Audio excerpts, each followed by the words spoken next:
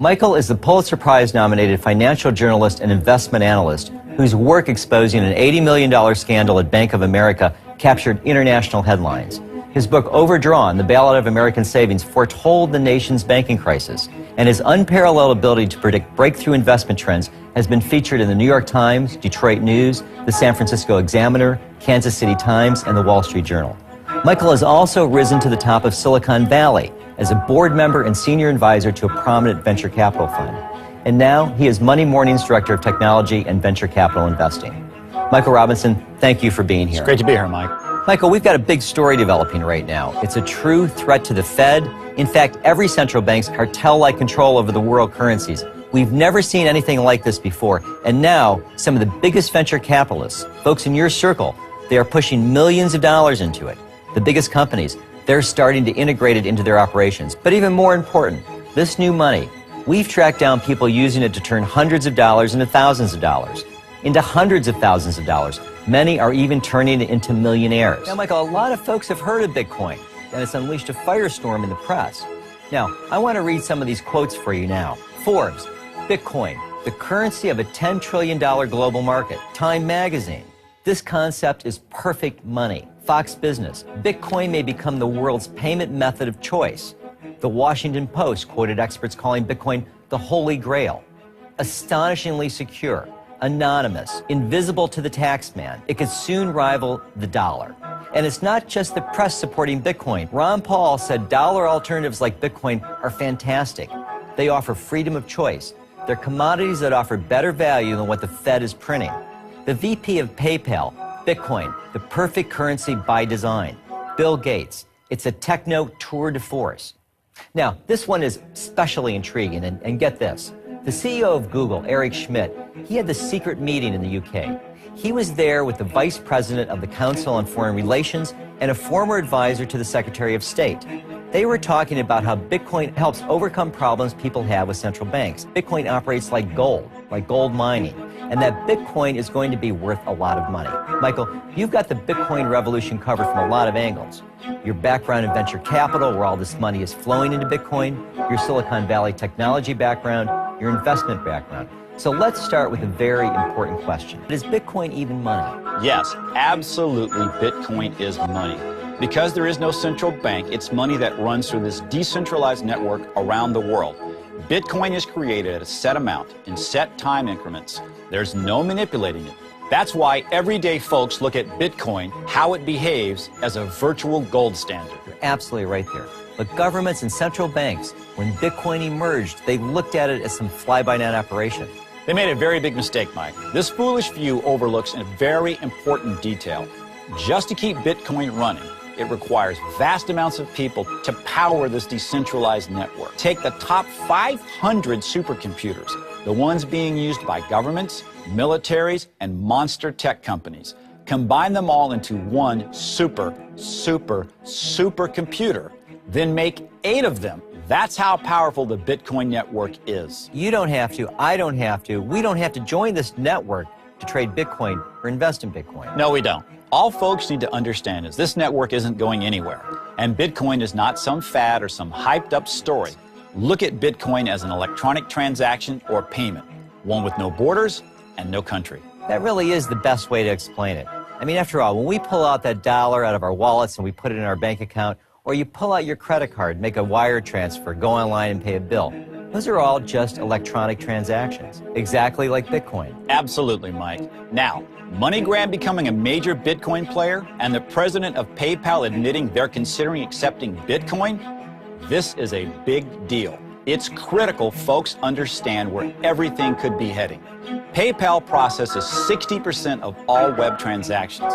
So imagine Bitcoin getting some slice of all that. eBay is a $14.5 billion a year business, and its Latin American divisions are already accepting Bitcoin. Imagine if every eBay division does the same thing. Let's step back and think even bigger. Bitcoin is in the early stages of being integrated into every single internet browser. All of them, Mike. This technology is already available for both Chrome and Firefox. Microsoft prepared an internal report on Bitcoin where they described it as a radical new approach to monetary systems. That means Internet Explorer may not be too far behind. We need to take a moment to stop and think about what all this means. When this next phase happens, it will instantly put Bitcoin in front of every person with an internet connection in the entire world. Now, let's add another piece. This is really fascinating to me. The technology has now been launched to integrate Bitcoin into every email. It's amazing. There are 107 trillion, that's trillion, emails sent out a year. So put those pieces together. MoneyGram, Western Union, online wire transfers, eBay, online auctions, every internet browser, every email. Mike, we've got global online sales landing somewhere around $10 trillion a year. And Bitcoin is on the verge of being in the mix with it all. It's not stopping there. We've got to keep going down this road. Cell phones are also in play. iPhone and Android apps have already been built to integrate into the Bitcoin network. There are 6 billion cell phones in the world, and it's estimated mobile phone transactions will soon surpass $617 billion a year. Now imagine you open up your box when you get your brand new cell phone, and Bitcoin is already built inside. The possibilities are endless, and since it's a pure free market currency that's still in its infancy, investing in Bitcoin has been nothing but a thrill ride. One single dollar invested in Bitcoin in 2009 became worth $44,700 in 2013.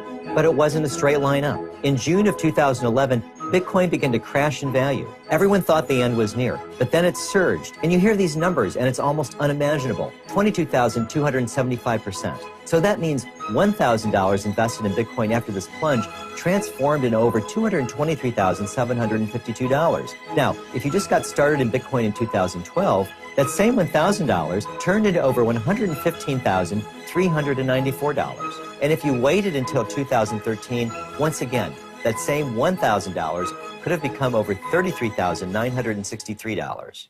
People are becoming rich from this volatility. Now, Michael, let's talk about where all of this is heading.